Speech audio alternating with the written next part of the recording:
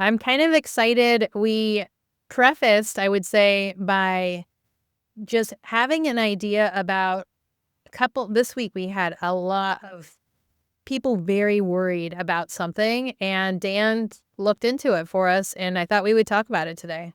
Yeah, absolutely. So this is a question that I get a lot of, especially when I'm talking with like prospective clients, but also even kind of existing clients about the link or the association between chronic insomnia and long-term neurological decline, like essentially like cognitive impairment. And what's really kind of interesting about that stuff, Michelle, is the research is interesting because there's definitely strong associations, but the causal mechanism, that's the part it's kind of not super clear on that. So can you kind of elaborate a little bit on that for us? Yeah, I mean, by the time someone has seen a neurologist because they have some neurologic problems, whether they're perceived or actual, something happened, they're having trouble at work, there's a lot of other factors that can go into it. So the genetic component, maybe somebody has a family history, maybe they got a blood test because an integrative doctor did a whole bunch of blood tests and they found out they're positive for the ApoE, protein.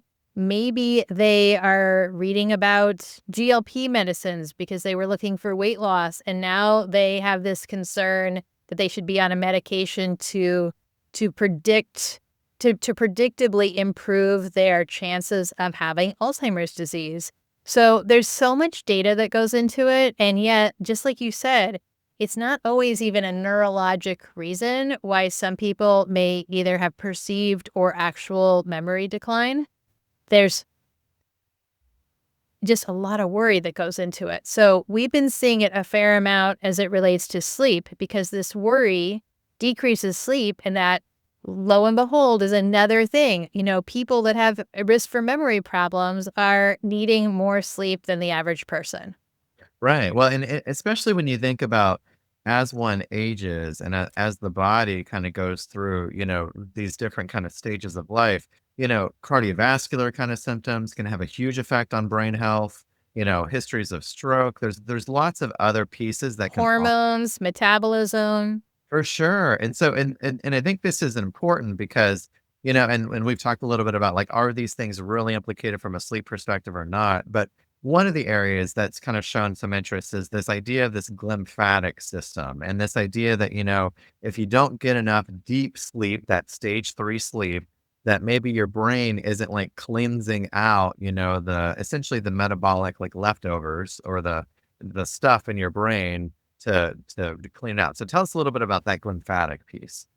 So the nerves really are full of fat, and the fat helps with axonal transmission. So you may remember from biology or maybe a neuroscience class that you took, when you lose the fat layer around your nerves in your central nervous system, they don't work as well. The peripheral nervous, the same thing. So this is partly where some of the neuropathies things happen. This is definitely something that's common in multiple sclerosis, where there's a change there. There are just a couple different diseases. When you're talking about like memory loss diseases, whether it's Parkinson's, Lewy body dementia, or Alzheimer's type of dementia, or even multi-infarct dementia, which is thought to be cardiovascular in nature, the cleanup of these cells and the loss of the natural kind of protective coating is thought to cause less attachment to the other nerves that are around it, and so they don't communicate with each other. So the glymphatic system is something that now has a name, but it's always been there. We're just recognizing it may be more important than we originally thought it was. Right.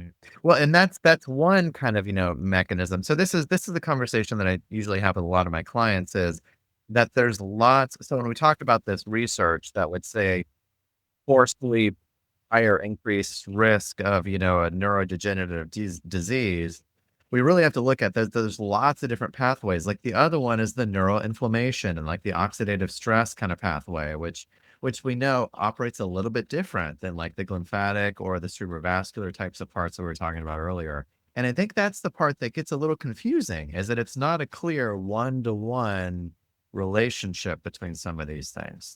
And I mean, maybe the word confusing is not as appropriate as maybe complicating. Right. It's a complicated web type of system, and it's not one or the other.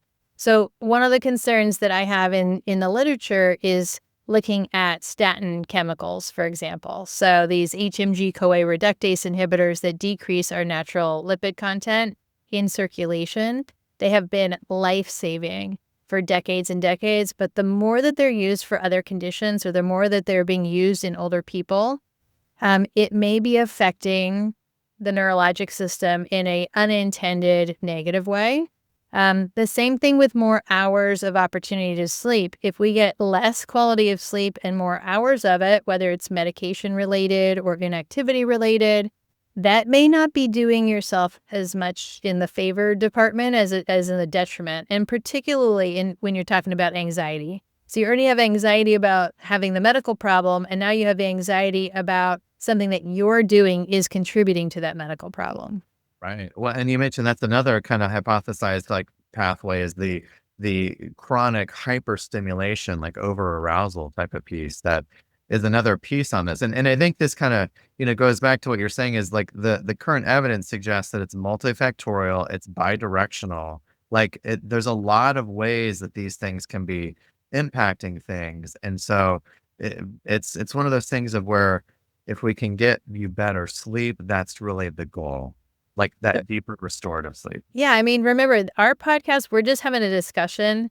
It's not medical advice. You have to really talk to your medical or your healthcare professional. But at the end of the day, when you are like asking us to review some article, you have to piece out where those articles are coming from. Are they coming from someone who's already had a problem? Are they coming from somebody who has no problems? Everything's been negative. They're not always comparing apples to apples. In research, probably since early 2000s, has become adulterated with companies that want their program, their drug, their bed, their device to show a positive benefit. And anything that doesn't tends to not go further in terms of literature. Things that have true negative implications are important for us. They're important for us to kind of find out, especially if there's something dangerous. But a lot of the things that are published, you're going to see a lot more in the positive direction that have drugs. I was pointing out to one of the medical residents that was rotating with me in the New England Journal. Of the 24 articles that were published, there were 2 that did not have to do with the medication. And of the ones that did, the 22 articles that had to do with the medicine, it was a positive effect in favor of the medicine. You do the math. Right. I mean, I think that speaks to why, in a lot of ways, we need funding for things that aren't connected to a revenue generating source, like funding for things alternative And than also funding for like people in the medical community, have us spend more time with people and order less tests and give us more for better patient outcomes. yeah. So write to your congressperson. Anyway, one of the take-home points of this kind of shorter episode is to let you know that the more that you get worried that your sleep is contributing to your neurologic decline, recognize that you are not really being mindful or present on that effect, and that the more that you perseverate, so like stay focused and stuck on the worry, the less you're going to have success in the outcome that you're looking for. Right. It's like what we've talked about with the idea of that the mindfulness applied to sleep. Like we really want you to get that deeper N3 stage sleep. And in order to do that, we have to detach from some of these And remember, worries. it is a normal part of aging that we get less stage 3 sleep. And so you're not trying to compare yourself with your grandchild's stage 3.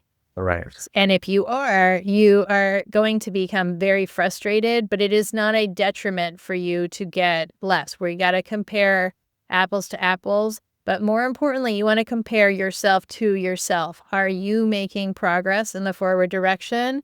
Do you have perceived progress, not just sleep maxing like we talked about before, and you get a better score on your device?